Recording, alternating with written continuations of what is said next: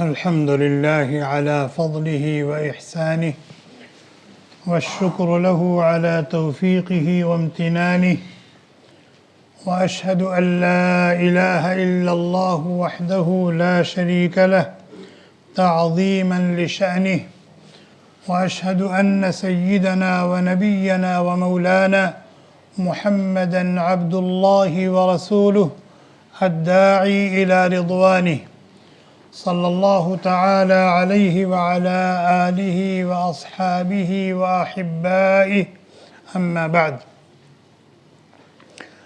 أعوذ بالله من الشيطان الرجيم بسم الله الرحمن الرحيم إنما المؤمنون الذين آمنوا بالله ورسوله ثم لم يرتابوا وجاهدوا بأموالهم وأنفسهم في سبيل الله أولئك هم الصادقون. عن العباس بن عبد المطلب رضي الله عنه قال قال رسول الله صلى الله عليه وسلم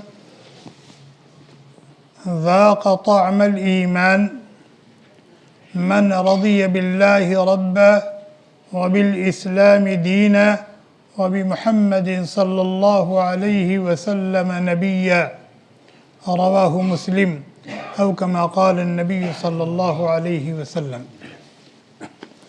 ساتھی ادھر قریب آگے بیٹھ جائے ورنہ یہاں کوئی اور آگے بیٹھ جائے گا. ادھر سے بھی جو لوگ باہر ہیں بیان سننا چاہتے وہ اندر آ جائیں. مل مل کے بیٹھیں گے, جڑ جڑ کے بیٹھیں گے, قریب ہو کے بیٹھیں گے تو زیادہ فائدہ ہوگا.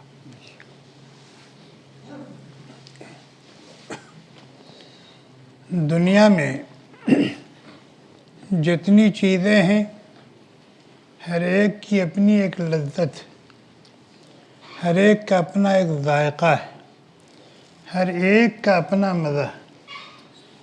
سیب ایک پھل ہے, اس کی ایک لذت, اس کا ایک مزہ ہے. جس نے سیب نہیں کھایا ہے آپ اس کو سمجھا سکتے ہیں کہ سیب کی لذت کیا ہوتی ہے, سیب کا مزہ کیسا ہے. اسی طرح سے آم ایک پھل ہے, اس کی ایک لذت ہے, اس کا اپنا ایک ذائقہ ہے. جس نے آم کبھی نہیں کھایا آپ اس کو سمجھا سکتے ہیں کہ آم کی لذت کیسی ہوتی ہے, آم کا مزہ کیسا ہوتا ہے. اس کا تعلق کھانے سے ہوتا ہے. اسی طرح سے گوشت ہے, گوشت کا اپنا ایک ذائقہ ہے.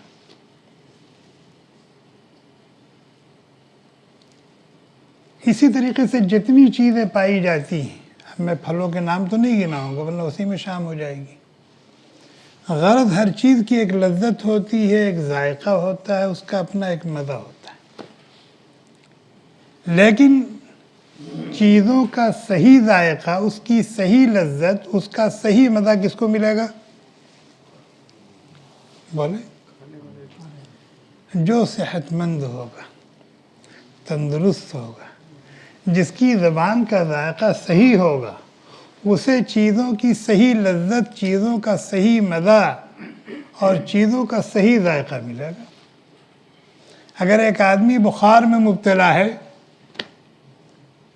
تو اس کو چیزوں کا مزہ ملتا ہے. ایک آدمی کو خدا نخواستہ کورونا ہو گیا ہے, اب اس کی زبان پہ پتہ ہی نہیں چل رہا ہے کہ میٹھا کھا رہا ہے کہ تیکھا کھا رہا ہے, کیا ہے. چنانچہ کورونا کی ایک پہچان یہ بھی تو تھی کہ زبان کی لذت چلی جاتی ہے. کوئی بھی چیز کھائے اسے پتہ نہیں چلتا کیا کھا رہا ہے. بہرحال تو چیزوں کی اپنی ایک لذت ہوتی ہے, اس کا اپنا ایک ذائقہ ہوتا ہے, ایک مزہ ہوتا ہے. اور اس کو محسوس کون کرتا ہے؟ کھانے والا, بشرطے کہ وہ کھانے والا صحت مند ہو. اتنی بات سمجھ میں آئی؟ اسی طریقے سے ایمان کی دولت جو ہمیں حاصل ہے, اس ایمان کی بھی ایک لذت ہے, ایمان کا بھی ایک ذائقہ ہے, ایمان کا بھی ایک مزہ ہے, اس کی بھی ایک چاشنی اور حلاوت ہے. لیکن ایمان کا مزہ ملے گا کس کو؟ ایمان کی لذت محسوس کرے گا کون؟ ایمان کی چاشنی اور حلاوت ملے گی کس کو؟ جو مومن ہوگا، جو صحیح العقیدہ، پیور اور خالص پکا مومن اور مسلمان ہوگا، اسے ایمان کی حلاوت ملے گی، ایمان کا مزہ ملے گا، ایمان کا لطف آئے گا۔ اور جب کسی انسان کو کسی چیز کی لذت مل جاتی ہے تو پھر اور اس کو چسکا پڑ جاتا ہے تو پھر وہ چھڑانا آسان ہوتا ہے؟ چھڑانا آسان ہوتا ہے؟ نہیں۔ ابھی میں نے حدیث سنائی ہے، اللہ کے نبی علیہ السلام نے فرمایا ذاق طعم الایمان، ذاق طعم الایمان، اس نے ایمان کی لذت پالی، ایمان کا مزہ اسے مل گیا، ایمان کی حلاوت اور چاشنی اسے نصیب ہو گئی۔ کسے؟ من رضی باللہ ربا، جو اللہ رب العزت کو اپنا خالق و مالک، اپنا مولا و معبود مان کر مطمئن ہو گیا، مطمئن ہو گیا، اور اس نے یہ سمجھ لیا کہ میرے لیے میرا اللہ کافی ہے، دائیں بائیں ادھر ادھر اب نہیں دیکھتا، اس کی نظر اٹھتی ہے تو اپنے خالق و مالک کی طرف اٹھتی ہے، اس کے ایمان باللہ کا یہ حال ہے۔ اسی طریقے سے رضی بالاسلام دینا، اسلام کو اپنے لیے اس نے ضابطہ حیات و دستور زندگی مان لیا، اور اب وہ اتنا مطمئن ہے، اتنا مطمئن ہے، اتنا مطمئن ہے کہ کسی اور دین دھرم کی طرف اس کی نظر اٹھتی ہی نہیں، اس کو اپنا اسلام پیارا ہے، اپنی شریعت پیاری ہے، اپنا دین پیارا ہے، اور شریعت کے ایک ایک حکم پر عمل کر کے اس کا دل باغ باغ ہو جاتا ہے، وہ شادہ اور مسرور ہوتا ہے۔ میرا مطلب اسی طریقے سے وَبِ مُحَمَّدٍ نبیہ، اور نبی آخر الزماں صلی اللہ علیہ وسلم کو اپنا نمونہ، ان کی زندگی کو اپنا اسوہ اور ان کو اپنا مقتدی اور رہنما مان لیا، اور مان کر کے مطمئن ہو گیا، خوش ہے کہ میری دنیا اور آخرت کی بھلائی انہی کے پیچھے چلنے میں ہے، میری دنیا اور آخرت کی بھلائی انہی کے پیچھے چلنے میں ہے، انہی کی اقتداء کرنے میں ہے۔ یہ جو دین اور شریعت لے کر کے آئے ہیں اور زندگی گزارنے کا جو طریقہ دے کر کے گئے ہیں، اسی پر ہماری دنیا کی بھی بھلائی ہے اور آخرت کی بھی بھلائی ہے۔ اور وہ مست ہو کر، مطمئن اور خوش ہو کر کہتا ہے نقش قدم نبی کے ہیں جنت کے راستے، نقش قدم نبی کے ہیں جنت کے راستے، اللہ سے ملاتے ہیں سنت کے راستے۔ تو اللہ کے نبی علیہ السلام نے فرمایا جیسے چیزوں کا ایک ذائقہ ہوتا ہے، اسی طرح سے ایمان کا بھی ایک ذائقہ ہے، ایمان کا بھی ایک مزہ ہے۔ ملے گا کس کو؟ فرمایا جو اللہ کو اپنا خالق و مالک مان کر خوش ہے، مطمئن ہے، اور اسلام کو اپنی زندگی کے لیے ضابطہ اور دستور مان کر مست و مگن ہے، اور نبی علیہ السلام کو اپنا مقتدی، اپنا رہبر، اپنا رہنما مان کر کے خوش ہے، مطمئن ہے۔ اس کی نظر جب مالک و مولا کی طرف اٹھتی ہے تو ایک اللہ کی طرف اٹھتی ہے، اور جب کچھ وہ کرنا چاہتا ہے تو کتاب و سنت کو دیکھتا ہے، اور جب کسی کے نقش قدم پر چلنا چاہتا ہے تو اس کو اللہ کا محبوب نظر آتا ہے۔ فرمایا اس طرح کا ایمان باللہ، ایمان بالدین اور ایمان بالرسول جس کو حاصل ہوگا، اس کو ایمان کی لذت ملے گی، ایمان کا مزہ ملے گا۔ ایسے ہی جیسے وہ سیب کھاتا ہے تو سیب کی لذت اس کو محسوس ہوتی ہے، آم کھاتا ہے تو آم کی لذت اسے محسوس ہوتی ہے، لیچی کھاتا ہے تو لیچی کی لذت اسے محسوس ہوتی ہے، برتقال کھاتا ہے تو برتقال کا مزہ اس کو ملتا ہے، اسی طریقے سے ایمان کا مزہ اس کو ملے گا، ایمان کی چاشنی اور حلاوت اس کو ملے گی۔ اور جس کو ایمان کا مزہ مل گیا اس سے ایمان کوئی چھین نہیں سکتا، وہ جان دے دے گا لیکن ایمان لیکن ایمان یہ کب ہوگا؟ جب ایمان کی حقیقت اسے مل جائے گی، ایمان کا مزہ اسے مل جائے گا تو پھر جان دے گا، لیکن ایمان، جیسے میں نے دنیا میں بتایا کہ دنیا میں کسی کو کسی چیز کا چسکا لگ جائے تو اس سے اس کو چھڑانا آسان نہیں ہے، اس سے اسے لینا اور چھیننا آسان نہیں ہے۔ اسی طریقے سے اگر ایمان کا مزہ کسی کو مل جائے، اللہ تعالیٰ قرآن میں کہتے ہیں انما المؤمنون الذین آمنوا باللہ ورسولہ، صحیح معنوں میں مومن اور مسلمان تو وہ ہیں جو اللہ پر ایمان لے آئے، اللہ کے رسول پر ایمان لے آئے، ثم لم يرتابوا، پھر ایمان باللہ اور ایمان بالرسول کے تعلق سے ذرہ برابر ان کے اندر شکوک و شبہات نہیں رہے، بالکل مطمئن، بالکل قانع، شرح صدر ہو گیا۔ وَجَاهَدُوا بِأَمْوَالِهِمْ وَأَنفُسِهِمْ فِي سَبِيلِ اللَّهِ، اور اگر اللہ کی نسبت سے، اللہ کے دین کی نسبت سے، اللہ کے رسول کی نسبت سے جان کی قربانی دینے کا موقع آئے، مال کی قربانی دینے کا موقع آئے تو کسی بھی طرح سے وہ اس میں دریغ نہیں کرتے،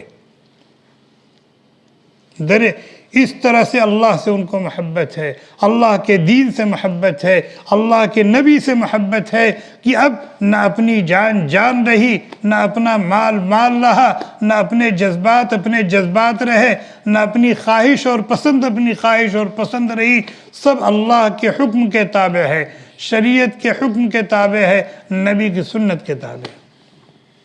آگے فرمایا اولئک هم الصادقون، اولئک هم الصادقون، یہ ہیں پکے مسلمان، یہ ہیں پکے مومن۔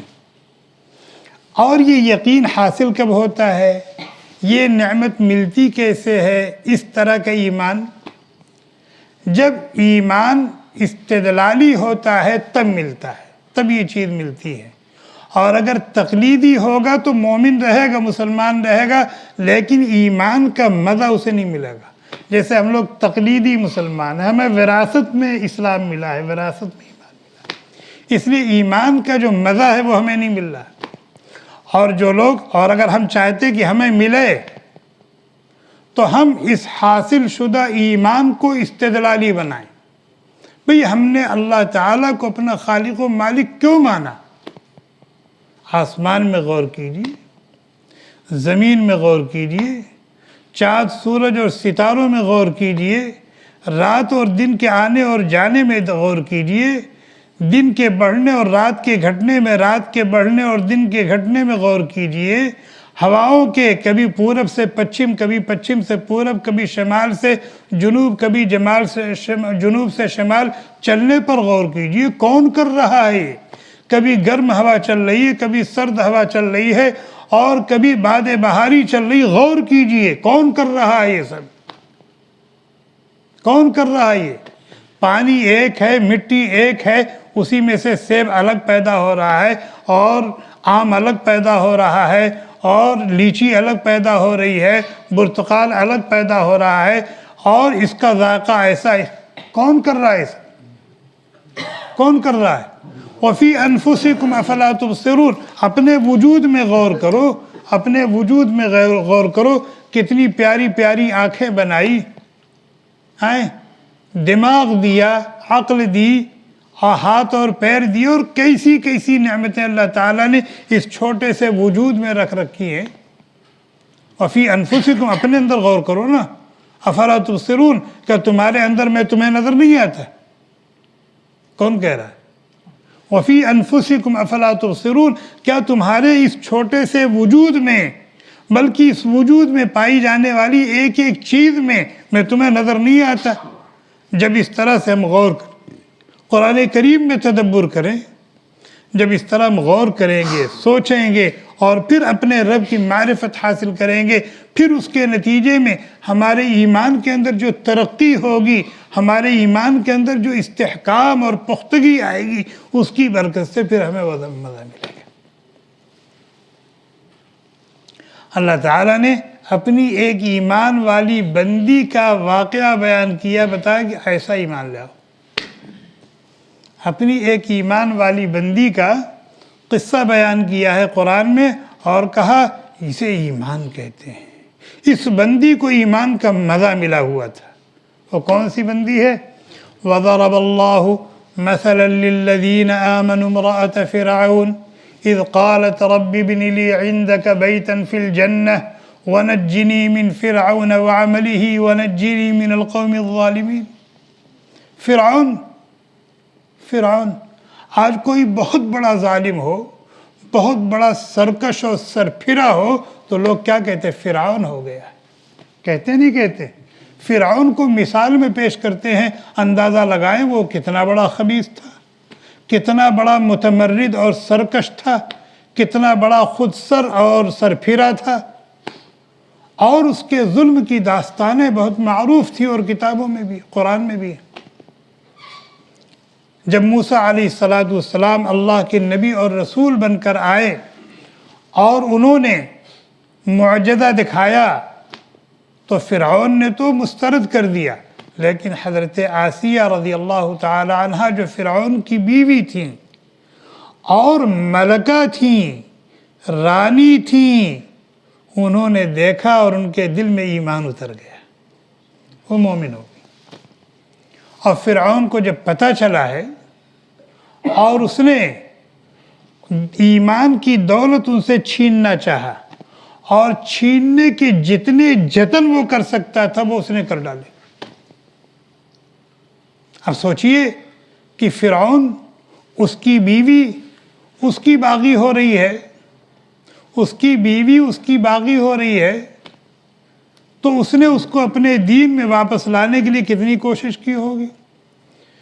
کتابوں میں لکھا ہوا ہے کہ اس کو دیوار میں کھڑا کر کے یا زمین میں لٹا کر کے دونوں ہاتھ پھیلا کر کے اس میں کیل مار دی گئی تھی، دونوں پیروں کو کھول کر کے اس میں کیل مار دی گئی تھی، اور سینے پر بہت بڑا پتھر رکھ دیا گیا تھا، اور شرط یہی تھی کہ یہ جو ایمان تم لے آئی ہو اس ایمان کو چھوڑ دو تو اس عذاب سے اور اس سزا سے تم کو نجات مل جائے گی۔ ظاہر وہ بھی انسان تھیں، خاتون تھیں، صنف نازک، جتنا برداشت کر سکتی تھی برداشت کیا، لیکن جب حد ہو گئی تب اللہ تعالیٰ سے دعا کیا، رب ابن لی عندک بیتا فی الجنہ، اے میرے رب میرے لیے جنت میں محل تعمیر کر دیجئے جہاں میں آ کر کے رہوں، وَنَجِّنِي مِن فِرْعَوْنَ وَعَمَلِهِ، اور مجھے فرعون اور فرعونیوں سے نجات دے دیجئے، وَنَجِّنِي مِنَ الْقَوْمِ الظَّالِمِينَ، اور مجھے ظالم لوگوں سے، بے انصاف لوگوں سے، مشرکوں اور کافروں اور بے دینوں سے مجھے بچا لیجئے۔ مفسرین نے لکھا ہے کہ ادھر انہوں نے دعا کی، ادھر ان کی روح پرواز ہو گئی، پرواز کر گئی۔ دیکھیں فرعون جیسا ظالم اپنی بیوی سے جو ہر اعتبار سے اس کے زیر اختیار تھی، اس کے زیر کنٹرول تھی، جان لے لیا لیکن ایمان نہیں لے سکا۔ ایک خاتون نے جان دے دیا، ظلم سہ لیا، تکلیفیں جھیل لی، لیکن ایمان نہیں جانے دیا۔ کیوں؟ اس لیے کہ ایمان کا مزہ ان کو مل گیا تھا، ایمان کا مزہ مل گیا تھا۔ حضرت موسیٰ علیہ السلام کا مقابلہ جب فرعون کے جادوگروں سے ہوا اور جادوگروں نے یہ دیکھ لیا کہ بھئی یہ جادو نہیں ہے، یہ تو معجزہ ہے، اور یہ جادوگر نہیں ہیں، یہ تو موسیٰ کلیم اللہ، اللہ کے نیک بندے ہیں، رسول ہیں، فوراً وہ سجدے میں گر گئے، فألقي السحرة ساجدين قالوا آمنا برب العالمین رب موسیٰ و ہارون. سارے کے سارے جادوگر سجدے میں گر گئے اور کہنے لگے کہ ہم تو رب العالمین پر ایمان لے آئے. اور رب العالمین سے مراد یہ الو نہیں ہے جو اپنے آپ کو انا ربکم الاعلیٰ کہتا ہے، بلکہ رب العالمین سے مراد رب موسیٰ اور ہارون. جب فرعون نے دیکھا جن پہ تکیہ تھا وہی پتے ہوا دینے لگے، جن کو لے کے ہم موسیٰ کے مقابلے میں آئے تھے وہی موسیٰ کی گود میں چلے گئے، تو کہتا آمنتم لہو قبل ان آذن لکم. اچھا تم بھی ایمان لے آئے. انہو لمکر مکرتموہ فی المدینہ، یہ تم لوگوں کی ملی بھگت ہے، یہ تم لوگوں کی ملی بھگت ہے، میرے اور میری سلطنت کے خلاف تم لوگوں نے سازش کر رکھی ہے، ساز باز کر رکھی ہے. تم لوگوں نے آپس میں یہ طے کر لیا تھا کہ اس طریقے سے وہ ہم جادو ڈالیں گے پھر تم ڈالنا، پھر اس طریقے سے ہم سجدہ ریز ہو جائیں. یہ سازش ہے. مقصد کیا ہے؟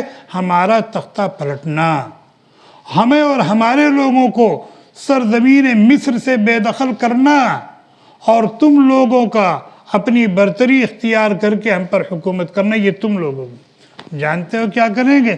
لَوْقَطِّعَنَّ أَيْدِيَكُمْ وَأَرْجُلَكُمْ مِنْ خِلَافٍ وَلَأُصَلِّبَنَّكُمْ أَجْمَعِينَ. کیا پتہ چلے گا؟ ابھی ہم بتاتے ہیں. تم لوگوں کا جانب مخالف سے ہاتھ اور پیر کاٹ دیں گے. دائنا ہاتھ کاٹیں گے تو بایاں پیر کاٹ دیں گے، بایاں ہاتھ کاٹیں گے تو داہنا پیر کاٹیں گے.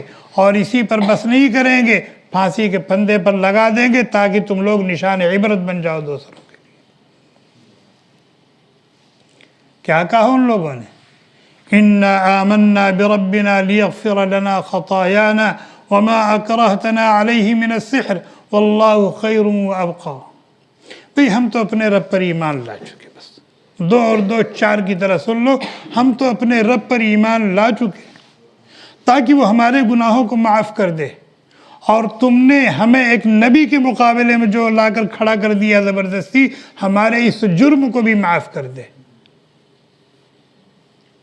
اور لن نؤثرك على ما جاءنا من البينات والذي فطرنا فاقض ما انت قاض.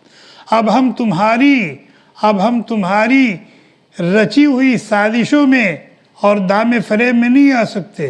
اب تو ہم اپنے رب کو پہچان چکے ہیں اور اس کو مان چکے ہیں.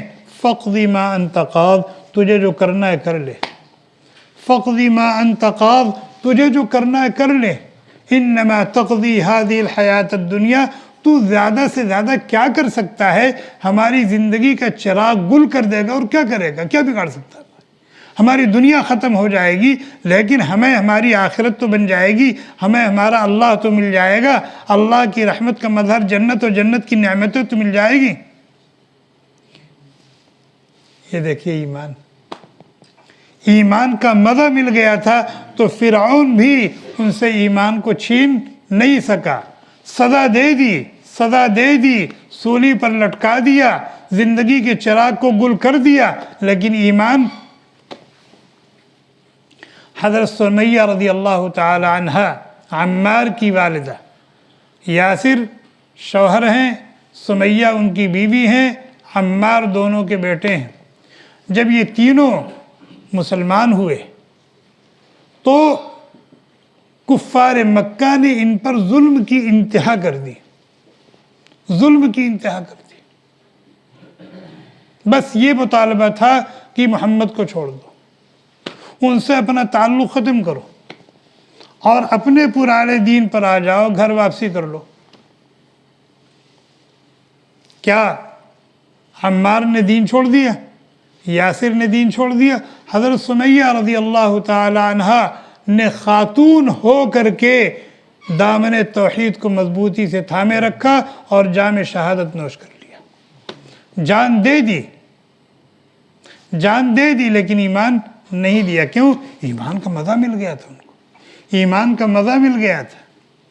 حضرت بلال حبشی رضی اللہ تعالی عنہ آگ کے انگاروں پر لیٹے ہوئے ہیں اور اوپر سینے پر بڑی سی چٹان رکھی ہوئی ہے اور جسم کے خون اور چربی سے وہ آگ بجھ رہی ہے، لیکن مزے لے کر کہہ رہے احد احد احد احد۔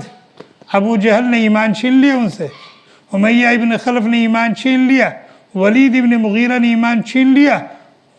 فضائل اعمال میں قصہ لکھا ہوا آپ پڑھیے کہ سب اپنا زور لگا دیتے تھے اور سب کی کوشش یہ ہوتی تھی کہ میرے ظلم اور میری زیادتی سے مجبور ہو کر کے یہ ایمان کو چھوڑ دیں تاکہ میرا نام ہو، میری واہواہی ہو۔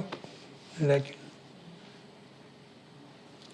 اللہ کے نبی علیہ السلام نے فرمایا ذاق طعم الایمان، ایمان کا مزہ مل گیا اسے، ایمان کی لذت مل گئی اسے، جس نے اپنے آپ کو مطمئن کر لیا اللہ رب العالمین کو اپنا مولا اور معبود مان کر، جس نے اپنے آپ کو مطمئن کر لیا اسلام کو ضابطۂ حیات اور دستور زندگی تسلیم کر کے، جس نے اپنے آپ کو مطمئن کر لیا محمد رسول اللہ صلی اللہ علیہ وسلم کو اپنا رہبر اور رہنما بنا کر، نہ تو اللہ کو چھوڑ کر کسی اور کی طرف اس کی نظر اٹھتی ہے، نہ دین کو چھوڑ کر کے کسی اور دین دھرم کی طرف اس کا ذہن جاتا ہے، نہ محمد صلی اللہ علیہ وسلم کو چھوڑ کر کسی اور کی اقتداء اور رہبری کے بارے میں وہ سوچتا ہے۔ فرمایا اسے ایمان کا مزہ ملے گا۔ علامہ نووی رحمۃ اللہ علیہ نے فرمایا کہ اللہ کو رب مان کر خوش، اسلام کو اپنا دین مان کر خوش، محمد صلی اللہ علیہ وسلم کو اپنا نبی مان کر خوش، فرمایا خوشی کی دو قسمیں، رضا اور خوشی کی دو قسمیں ہیں۔ ایک تو عام رضا ہے، عام رضا ہے، عام خوشی ہے جو ہر مسلمان کو حاصل ہے، جو ہر مسلمان کو حاصل ہے، اسی لیے تو اللہ کو اپنا اللہ مان رہا ہے۔ بھئی خوش ہے کسی نہ کسی درجے میں، تبھی تو اللہ کو اپنا معبود مان رہا ہے، اسلام کو اپنا مذہب مان رہا ہے، محمد صلی اللہ علیہ وسلم کو اپنا نبی اور رسول مان رہا ہے۔ تو ایک عام رضا اور خوشنودی ہے جو ہر مسلمان کو حاصل ہے اس کے ایمان کے اعتبار سے، اور فرمایا ایک خوشی جو ہے وہ خاص ہے، ایک خوشی جو ہے وہ خاص ہے، اور ایسے بندے بھی ہر دور اور ہر زمانے میں، ہر جگہ اور ہر علاقے میں پائے جا رہے ہیں اور پائے جاتے رہیں گے، جن کو خاص خوشی حاصل ہوگی کہ دنیا کی کوئی طاقت ان سے اس نعمت کو چھین نہیں سکتی۔ جیسے قرون اول میں بلال سے کوئی نہیں چھین سکا، آسیہ سے کوئی نہیں چھین سکا، سمیہ سے کوئی نہیں چھین سکا، اس دور میں بھی ایسے ایسے اللہ کے بندے ہیں کہ ان سے ایمان اور دین لینے کی بڑی کوششیں ہوتی ہیں، طرح طرح سے ان کو مشق ظلم و ستم بنایا جاتا ہے، وہ جان بھی دے دیتے ہیں۔ ہندوستان میں بھی اس طرح کے واقعات آپ سنتے ہوں گے، جے شری رام کہو ورنہ بھی قتل کر دیں گے۔ آتا ہے کہ نہیں آتا؟ آتا ہے کہ نہیں آتا ہے؟ لیکن ایسے ایسے لوگوں کو دیکھا اور سنا گیا ہے کہ جان دے دیتے ہیں لیکن وہ کفریہ اور شرکیہ جملہ نہیں کہتے۔ تو ایمان بہت بڑی دولت ہے، ایمان بہت بڑی دولت ہے، ایمان بہت بڑی دولت ہے۔ اس دولت کی حفاظت ضروری ہے، اس دولت کی حفاظت ضروری ہے، اور ایمان کا مزہ اور اس کی لذت حاصل کرنا چاہتے ہیں تو اپنے ایمان کو استدلالی بنائیں۔ اور استدلالی میں نے بتایا کیسے؟ اللہ تعالیٰ نے عقل دی ہے، سوجھ بوجھ دی ہے، اور اللہ تعالیٰ نے اپنی کائنات میں غور و فکر کر کے اپنی معرفت اور اپنی محبت حاصل کرنے کا حکم دیا ہے۔ فرمایا وَمِنْ آیَاتِهِ خَلْقُ السَّمَاوَاتِ وَالْأَرْضِ، اللہ تعالیٰ کی قدرت، اس کے وجود، اس کی وحدانیت، اس کے علم، اس کے اختیار پر دلالت کرنے والی نشانیوں میں سے آسمان اور زمین کی بناوٹ بھی تو ہے۔ جس اللہ نے اتنا بڑا آسمان بنایا، اتنا مضبوط آسمان بنایا، وہ اللہ خود کتنا بڑا ہوگا۔ اس طرح سوچیں، قرآن کریم لے کے بیٹھے تو عظمت کے ساتھ، محبت کے ساتھ، ادب کے ساتھ، خشوع اور خضوع کے ساتھ، اور جو پڑھتے جائیں اس پر تھوڑا سا دماغ لگاتے جائیں. دماغ اللہ تعالیٰ نے اسی لیے دیا ہے نا, عقل اسی لیے دی ہے, اس میں غور کرتے جائیں. بھئی لفظ اللہ تو معلوم ہے نا, اگر پورے قرآن کا ترجمہ نہیں معلوم ہے, لیکن لفظ اللہ تو معلوم ہے کہ اللہ کیا ہے, جنت کیا ہے, جہنم کیا ہے, ثواب کیا ہے, عذاب کیا ہے. جہاں دیکھو ثواب ہے, جنت ہے, وہاں رک کر کے اے اللہ مجھے جنت دے دے. جہاں دیکھو جہنم کا تذکرہ ہے, عذاب کا تذکرہ ہے, وہاں رک کر کے دعا کر لو کہ اے اللہ میرے عذاب سے میری حفاظت فرما, جہنم سے میری حفاظت فرما.